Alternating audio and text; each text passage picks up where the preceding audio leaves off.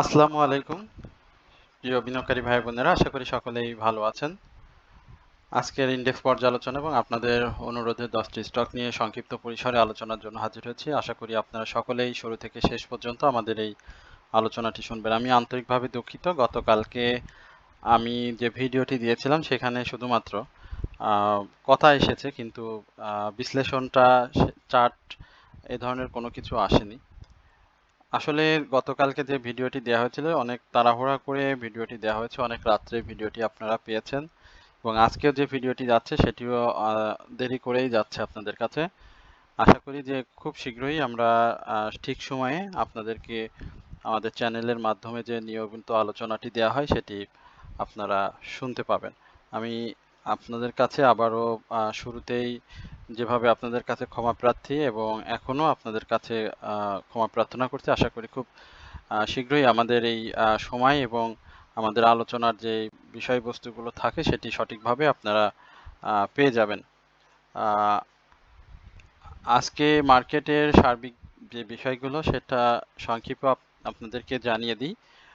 সেখানে দেখতে পাচ্ছেন যে আজকে মার্কেটের টার্নওভার সেটি কিন্তু খুবই ভালো এসেছে, 1080 কোটি টাকা। আমরা সবসময় আপনাদেরকে বলতাম যে মার্কেটের টার্নওভার যখন বেশি হয়ে যাবে তখন কিন্তু স্টকের প্রাইস অ্যাকশনগুলো খুব ভালো হবে। তো সেই জায়গা থেকে কিন্তু আপনারা দেখতে পাচ্ছেন আজকে টার্নওভারটা খুব ভালো হয়েছে এবং আজকে আপট্রেন্ড স্টকের সংখ্যাও কিন্তু বৃদ্ধি পেয়েছে। প্রায় মার্কেটের 60% মতো স্টক, 230টি আজ স্টক কিন্তু আপট্রেন্ডে ছিল, এবং একই সঙ্গে আজকে কিন্তু আনচেঞ্জড অবস্থাতে যে স্টক রয়েছে সেটিও কমে এসেছে। গতকালকে আলোচনায় আপনাদের সাথে আমরা বলেছিলাম, অবশ্য কালকে আলোচনা হয়তো অনেকেই শোনেননি, কিন্তু যে আলোচনার মধ্যে যে স্টকগুলো ছিল সেই স্টকগুলো যদি আপনারা একটু দেখেন তাহলে কিন্তু দেখতে পাবেন যে আজকে পারফর্ম করেছে। তো আমরা টপ 10টা আপনাদের সাথে একটু দেখি। সেখানে আমরা দেখতে পাচ্ছি যে আমাদের সোনারগাঁও টেক্সট অপ্রতিরোধ্যভাবে ছুটে চলেছে।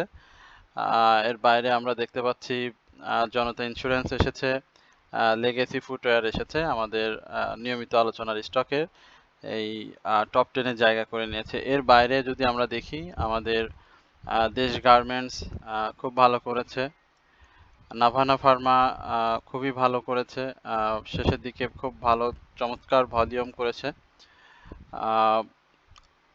গতকালকে আলোচনায় আমরা আপনাদের সাথে স্টাইল ক্রাফট নিয়ে কথা বলেছিলাম, যদি আপনারা একটু দেখেন সেটিও আজকে ভালো করেছে। ফিনিক্স ইন্স্যুরেন্স সেটিও ভালো করেছে। গতকালকে আমরা আলোচনা করেছি, আমরা অগ্নি সিস্টেম নিয়ে কথা বলেছি, বিবিএস ক্যাবলস নিয়ে আপনাদের সাথে কথা বলেছি, গোল্ডেন সান নিয়ে আপনাদের সাথে কথা বলেছি, সিমটেক্স নিয়ে কথা বলেছি। আমাদের নিয়মিত যে স্টকগুলো সবসময় 40 থেকে 43টি স্টক আমরা বছরব্যাপী সপ্তাহ মাস ঘুরিয়ে ফিরিয়ে যে স্টকগুলো কথা বলি সেই স্টকগুলো কিন্তু ভালো করেছে। সুতরাং যারা আমাদের নিয়মিত আলোচনা শুনে থাকেন, আমি প্রত্যাশা করি যে আপনাদের পোর্টফোলিওতে যদি আমাদের কোনো স্টক থেকে থাকে তাহলে অবশ্যই সেটি আপনাদের প্রফিট দিবে। আমি আপনাদেরকে আলোচনার মাধ্যমে সবাইকে বিনীতভাবে অনুরোধ করব অবশ্যই আমাদের চ্যানেলটি সাবস্ক্রাইব করবেন এবং আপনাদের যে স্টক সম্পর্কে জিজ্ঞাসা রয়েছে সেটি আপনারা কমেন্ট সেকশনে আমাদেরকে লিখে জানালে আমরা অবশ্যই আপনাদেরকে পরবর্তী আলোচনায় স্টক নিয়ে কথা বলবো। আজকে দেখতে পাচ্ছি টেক্সটাইল সেক্টর, গতকালকেও বলেছিলাম, গতকালকে ইন্স্যুরেন্স আমাদেরকে একটু হতাশ করেছিল, আজকে কিন্তু ইন্স্যুরেন্স উঠে এসেছে এবং এটি যে আরো ভালো করবে সেটার কিন্তু একেবারে চূড়ান্ত বহিঃপ্রকাশ। আমরা বলছি, বারবারই বলছিলাম যে ইন্স্যুরেন্সটা আপনারা দেখেন, প্রত্যেকের পোর্টফোলিওতে অন্তত একটি করে ইন্স্যুরেন্স রাখার চেষ্টা করবেন। তো সেই জায়গাটা কিন্তু ইন্স্যুরেন্স তৈরি করে ফেলেছে অনেক আগেই এবং এখনো ছুটছে। ইঞ্জিনিয়ারিং সেক্টরে মানি ইনভলভ হয়েছে অনেক, অপ্রতিরোধ্য যাত্রায় বেশ কিছু স্টক আমরা দেখতে পাচ্ছি। ফুড অ্যান্ড অ্যালাইড, ফার্মাসিউটিক্যালস, এরপরে আমরা যদি আইটি সেক্টরের কথা বলি, পেপার অ্যান্ড প্রিন্টিং সেক্টরের কিছু স্টক, ইতিমধ্যে দু একটি স্টকের আমরা আলোচনা আপনার সাথে শেয়ার করেছি, আমরা চেষ্টা করব আলোচনাগুলো শেয়ার করার। এরপরে আমরা আপনাদের সাথে চার্ট নিয়ে একটু চার্ট বিশ্লেষণ করব এবং পরবর্তীতে আপনাদের যে অনুরোধের স্টকগুলো রয়েছে সেই স্টক সম্পর্কে কথা বলবো। গতকালকে চার্ট বিশ্লেষণে আমরা আরএসআই এর কথা বলেছিলাম, এবং একটু দয়া করে আপনারা যদি গতকালকের আলোচনা শুনে থাকেন, যারা গতকালকের আলোচনা শুনেছেন, অর্থাৎ বিরক্ত হয়েছেন যে ভিডিওটি সামনে পাননি, কিন্তু যারা কালকে আলোচনা শুনেছেন তারা অবশ্যই দেখেছেন। আমরা গতকালকে চার্টের যে বিশ্লেষণ দিয়েছিলাম সেখানে বলেছিলাম যে 172 পয়েন্ট আমরা টানা মুভমেন্ট দেখলাম মার্কেটে 18 মে, অর্থাৎ 19শে মে থেকে এই অদ্যাবধি পর্যন্ত ইন্ডেক্সের কোনো ডাউন ট্রেন্ড আমরা কিন্তু দেখিনি। তো সেই জায়গাতে ইন্ডেক্সের ভালো মুভমেন্ট এসেছে এখন পর্যন্ত। কিন্তু যে কার্য দিবসের কথাগুলো বলেছিলাম, সেই কার্য দিবসে যে এইখান থেকে আমরা মিলিয়েছিলাম যে কিভাবে টানা পতন হয়েছিল, এখন কিন্তু যেভাবে বাড়ছে আর যেভাবে পতন হয়েছিল এবং তার ঊর্ধ্বমুখী প্রবণতাটা দেখেন, সেভাবে কিন্তু হয়নি। এবং এখানেও যেভাবে সে ইনক্রিজ হচ্ছে, খুব বেশি যে ইনক্রিজ করেছে ইন্ডেক্স সেটিও কিন্তু না। বাট আমরা বলেছি যে গতকালকে ইন্ডেক্সের একটা কারেকশন, আমরা ছোটখাটো কারেকশন দেখব। তো সেই কারেকশনটা আমি মনে করি যে বিনিয়োগকারীদের অবশ্যই ইন্ডেক্সের কারেকশন যাওয়ার আগে অবশ্যই আপনাদেরকে প্রফিটটা নিয়ে নেওয়া উচিত। আরএসআইটা খুব চমৎকার জায়গাতে রয়েছে, অবশ্যই একটা ভালো ক্ষিপ্রগতি আমরা আরএসআই এর মধ্যে দেখতে পাচ্ছি। এবং এই জায়গাতে ক্লোজের একটা কথা আমরা গতকালকে বলেছিলাম, বা আমাদের যে আলোচনা ছিল পূর্বের, আপনারা ঈদের আলোচনা যদি দেখেন, বারবার একাধিকবার মানে যে ভাষায় বলি না কেন আপনাদের এই কথাটি আমরা বলেছিলাম। আলহামদুলিল্লাহ সেটি করছে, এবং এর পরবর্তীতে আমরা আপনাদের সে 5467 এইটা ক্রস করলে মার্কেটের আমরা 5653 এই জায়গাটাতে দেখতে পাবো। তো আশা করি যে যারা মার্কেটে আছেন, অবশ্যই আমরা ভালো একটা সময় সামনের দিনে দেখতে পাচ্ছি। আমি এবার আপনাদের অনুরোধের যে স্টকগুলো রয়েছে সেই স্টক সম্পর্কে প্রথমে একমি পেস্টিসাইড নিয়ে একটু কথা বলতে চাই। একমি পেস্টিসাইডের দেখতে পাচ্ছেন যে বারবারই একমি পেস্টিসাইড কিন্তু বাধাপ্রাপ্ত হচ্ছিল, বাট এবারের যে মুভমেন্ট সেখানে কিন্তু একমি পেস্টিসাইডকে আমরা দেখতে পাচ্ছি একটু স্লো মোশনে মুভমেন্ট করছে। এবং গতকালকে একমি নিয়ে আমার যে প্রিডিকশন ছিল, সেখানে কেউ বলেছিলাম যে একমি কিন্তু একটা র্যালি করতে যাচ্ছে। তো সেই র্যালিটা অবশ্যই ব্রেকআউট হবে। এবারে যে র্যালিটা হবে সেটা কিন্তু এই যে 2780 বা অন্য সপ্তাহের যে হাইটা রয়েছে সেটা কিন্তু ব্রেকআউট করার চেষ্টা করবে।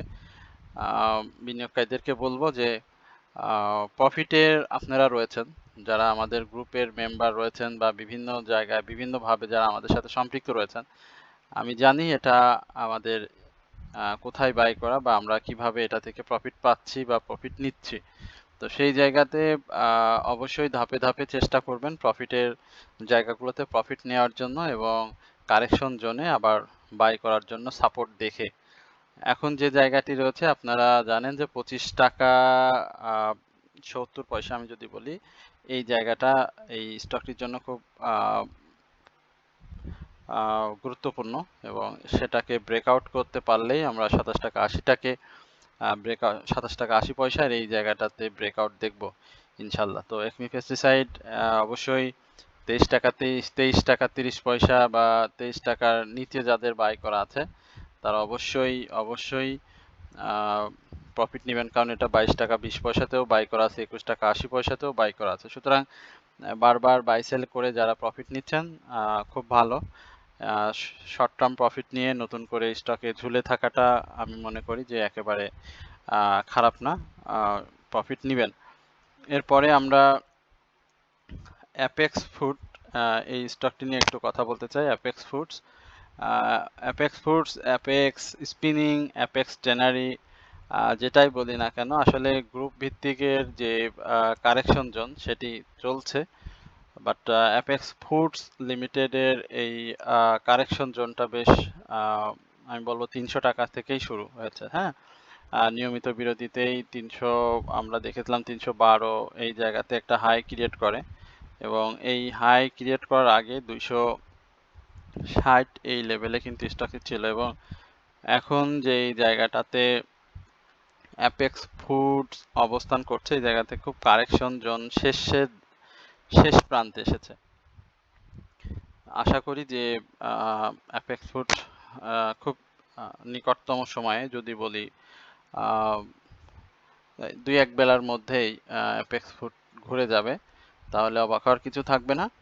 আশা করি যে 270 এই জায়গাটা, 268 এই জায়গাটা একটা ভালো এন্ট্রি জোন। এইখান থেকে এন্ট্রি নিলে আশা করছি যে 279 এই লেভেলে প্রথমেই একটা ছোট প্রফিট দিবে, দেন এটাকে ব্রেকআউট করার পরে আবারও ভালো মুভমেন্ট দেখতে পাবেন। সেখানে 300 খুব দ্রুতই সে ক্রস করবে। সুতরাং এই জায়গাতে ধাপে ধাপে বাই করেন, সমস্যা কিছু নেই। আশা করছি যে এটি যেহেতু পাবলিক হোল্ডিংস খুবই কম, মাত্র 22 লক্ষ শেয়ার, এটার ইতিহাস তো খুব ভয়াবহ। আপনাদেরকে একটু দেখাই, যেহেতু আমরা ছিলাম আরো আসি সেই জায়গাগুলোতে। হ্যাঁ, এই যে র্যালিগুলো দেখতে পাচ্ছেন, মানে সে কোথায় থেকে মানে কিভাবে গিয়েছে, মানে এই জায়গাগুলোতে দেখতে পাবেন। আমি যখন অ্যাপেক্স ফুডে ছিলাম তখন এই জায়গাতে ছিলাম। আমার বাই ছিল হচ্ছে কত, এই ডাউন ট্রেন্ড, হ্যাঁ, 119 কি 20 এই লেভেলে বাই ছিল। আমি 200 টাকার উপরে সেল করেছিলাম। এই দেখেন টানা প্রাইস অ্যাকশন হয়েছিল। হ্যাঁ, এই দেখেন। তো নিজের অভিজ্ঞতা থেকে বারবারই আপনাদের সাথে নিজের অভিজ্ঞতাটা শেয়ার করার চেষ্টা করি যে যারা ধৈর্য নিয়ে থাকেন তারা কখনো শেয়ার মার্কেট হতে নিরাশ হন না, নিরাশ হবেনও না। তো আমি বারবারই বলি যে আপনারা ধৈর্য ধরেন, আপনাদের জন্য অবশ্যই ভালো কিছু মার্কেট দিবে। প্রিয় বিনিয়োগকারী ভাই বোনেরা, আপনারা সকলেই অবগত রয়েছেন যে আমরা আপনাদেরকে 3টি স্টকের মাধ্যমে একটি ওয়াচ লিস্ট দিয়ে থাকি মার্কেট চলাকালীন সময়, যেটি খুব শর্ট টার্মের মধ্যে মার্কেট পরিস্থিতি বিবেচনায় আপনাদের একটা প্রফিটের সুযোগ থাকে, যেটি আমরা আমাদের হোয়াটসঅ্যাপ গ্রুপের মাধ্যমে আপনাদের দিয়ে থাকি। এর বাইরে আমরা আপনাদের পোর্টফোলিও ম্যানেজমেন্ট, বাই সেলে সহযোগিতা, স্টপ লস অ্যাডজাস্টমেন্ট, বিভিন্নভাবে আমরা আপনাদেরকে সহযোগিতা করি। মার্কেটের পূর্বাভাস, ফেক আপট্রেন্ডের বাই থেকে বিরত থাকা সহ বিভিন্নভাবে আমরা আমাদের হোয়াটসঅ্যাপ গ্রুপের মাধ্যমে আপনাদেরকে সহযোগিতা করি। তো আমাদের গ্রুপে যারা জয়েন করতে চান তারা অবশ্যই আমাদের কমেন্ট সেকশনে আমাদের হোয়াটসঅ্যাপ নাম্বার পিন করে দেওয়া থাকবে, সেখান থেকে নাম্বার নিয়ে আপনারা আমাদেরকে মেসেজ করলে আমরা অবশ্যই আমাদের গ্রুপে জয়েনের যে শর্তগুলো রয়েছে সেটি জানলে অবশ্যই আপনারা জানতে পারবেন, এবং যদি ভালো লাগে তাহলে আপনারা অবশ্যই আমাদের সাথে থাকতে পারবেন। আশা করি আমাদের সাথে আপনাদের পথ চলাটা অবশ্যই খুব ভালো হবে এবং সামনের দিনগুলোতে আপনারা আমাদের সাথে ভালো সময় পার করবেন। তো এই হচ্ছে মূলত আমাদের যে অ্যাডভার্টাইজমেন্টটি থাকে আপনাদের সাথে সবসময় আমাদের প্রত্যেকটি ভিডিওতে শেয়ার করা হয় এবং আপনারা বিভিন্নভাবে আমাদের সাথে জয়েন করেন। আমরা একটু লেগেসি ফুটওয়্যার আপনাদের সাথে আলোচনা করি। দেখেন লেগেসির যে পরিস্থিতি এখন তৈরি হচ্ছে সেটি খুব চমৎকার রয়েছে। কালকে 76 এই লেভেলে একটা প্রফিট হবে, দেন তারপরে আবারও সেটাকে ব্রেকআউট করতে পারলে আমরা 80-র উপরে লেগেসিকে আবারও দেখতে পাবো। আসলে মেঘ দেখে ভয় করতে নেই, মানে যত সামনে আপনার বিপদ আসে আপনি সেই বিপদ ভেদ করে যদি বের হয়ে যেতে পারেন, আপনার জন্য কোনো খারাপ সময় তেমন কোনো প্রভাব বিস্তার করতে পারবে না আপনার জীবনে। ঠিক শেয়ার মার্কেটটা হচ্ছে এরকম, আমরা যদি খারাপ সময়ে যে স্টকগুলোতে বাই সেলের মধ্যে থাকি, সেই স্টকগুলোর মধ্যে যদি আমরা নিজেদেরকে সেভাবে তৈরি করে নিতে পারি তাহলে কিন্তু কোনো সমস্যা সাধারণ বিনিয়োগকারীদের ফেস করতে হয় না। আমরা লেগেসি ফুটওয়্যারের ব্যাপারটি অনেকেই জানি যে এই যখন 85-এ সেই ইয়ারলি হাই করে ফেললো তখন কিন্তু বিনিয়োগকারী, আমাদের আলোচনায় কিন্তু আমরা আপনাদেরকে বলেছিলাম, আমি কাউকে দোষও দিচ্ছি না, যে এটি যদি 100 টাকাও হয় তাহলে কিন্তু এটি অবাক হওয়ার মতো কিছু থাকবে না, কারণ এর অতীতে কিন্তু হয়েছে। লেগেসি ফুটওয়্যার কিন্তু সেইভাবেই যাচ্ছিল এবং সেখান থেকে যে ডাউন ট্রেন্ডটি এসেছিল সেখানে বিনিয়োগকারীদের মধ্যে চরম হতাশা কাজ করছিল যে এটি বোধহয় আর উঠতেছে না বা এই ধরনের মানে সম্ভব না একেবারেই। কিন্তু সেই জায়গা থেকে দেখেন লেগেসি ফুটওয়্যার কিন্তু খুব চমৎকারভাবে ঘুরে গিয়েছে এবং সেটি ভালোও করছে। সুতরাং প্রফিট নিতে হলে এইভাবেই ধৈর্য সহ থাকতে হয়, যদি সম্ভব হয় তাহলে আমরা ফিনিক্স ইন্স্যুরেন্স নিয়ে কথা বলতে চাই। ফিনিক্সের আজকে ক্লোজটা আসলে যেটি করেছিল, আপনারা দেখতে পাচ্ছেন যে 43 টাকা, 43 টাকা 40 পয়সা। আসলে 43 টাকা 30 পয়সার একটা ক্লোজ দরকার ছিল এখানে, সেটা করতে পারেনি। আগামীকালকে এটা বড়সড় প্রফিটের একটা চান্স রয়েছে, প্রফিট টেকিং এর বিনিয়োগকারীদের। যদিও বাই সিগন্যাল দিয়েছে, বাট এখানে কালকে প্রফিটের একটা জায়গা আমরা ইতিমধ্যেই দেখতে পাচ্ছি স্টকটির। সুতরাং যাদের প্রফিট আছে তারা অবশ্যই আগামীকালকে এটি থেকে প্রফিট নিয়ে নেবেন। খুব সংক্ষিপ্ত একটা মুভমেন্ট আমরা হয়তো কালকে দেখব, সেই মুভমেন্টে অবশ্যই আপনারা প্রফিট নিয়ে নেবেন, কারণ রেকর্ড ডেট আছে সম্ভবত 9 তারিখ। তো সেই জায়গাতে অবশ্যই একটা ধাক্কা থাকবে, দেন তারপরে আবার অবশ্যই কন্টিনিউ করবে। 10-12% মতো ডিভিডেন্ডও দিয়েছে। সো অবশ্যই আপনারা এই ব্যাপারটি মাথায় রাখবেন যারা ফিনিক্স ইন্স্যুরেন্সে রয়েছেন। এর বাইরে আমরা আপনাদের সাথে ড্যাফোডিল নিয়ে একটু কথা বলতে চাই। ড্যাফোডিল কম্পিউটার, আমার কাছে ড্যাফোডিল কম্পিউটারকে আবারও ভালো লেগেছে সত্যি কথা বলতে। তো সেই জায়গাতে ড্যাফোডিল এই জায়গাতে বড় একটা ডাউন ট্রেন্ড ক্রিয়েট করেছিল, এবং এই ধরনের ক্যান্ডেলের পরে আবার যে একটা মুভ হবে সেটা কিন্তু স্পষ্টভাবে ইঙ্গিত দিচ্ছে, এবং সেক্টর ওয়াইজ যে মুভমেন্ট সেটিও কিন্তু আমরা দেখতে পাচ্ছি। সুতরাং 144 এবং 149 সেটাকে ব্রেক করবে। সাপোর্ট মোটামুটি নিয়েছে, আরএসআই কারেকশন হয়েছে, স্বাভাবিক যাত্রা অব্যাহত থাকবে ইনশাল্লাহ। আমরা ডমিনেন্সটা একটু দেখব, আমাদের খুব পছন্দের একটি স্টক। 73 এই লেভেলে কারেকশন জোন আসবে, খুব খুব রিস্ক একটা জোন বিনিয়োগকারীদের মনে তৈরি করে রেখেছে। বাট এই জায়গাটাতে ডমিনেজের মুভমেন্ট যেটা হবে সেটা তো আসলে নিত্য নতুন হায়ার হাই ক্রিয়েট হবে, এবং সেই হায়ার হাই ক্রিয়েটে যেটা হবে সেটা হচ্ছে সুপার ব্রেকআউট, এবং সুপার ব্রেকআউটে যে স্টকগুলো থাকে সেই স্টকগুলো আসলে খুব দ্রুত প্রাইস অ্যাকশন করে ফেলে।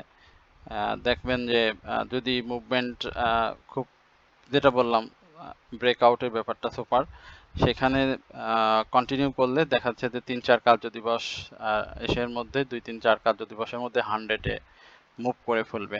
বাট আর যদি ডাউন ট্রেন্ডের পালা শুরু হয়ে যায় তাহলে কিন্তু খুব দ্রুতই এটি ফল করবে।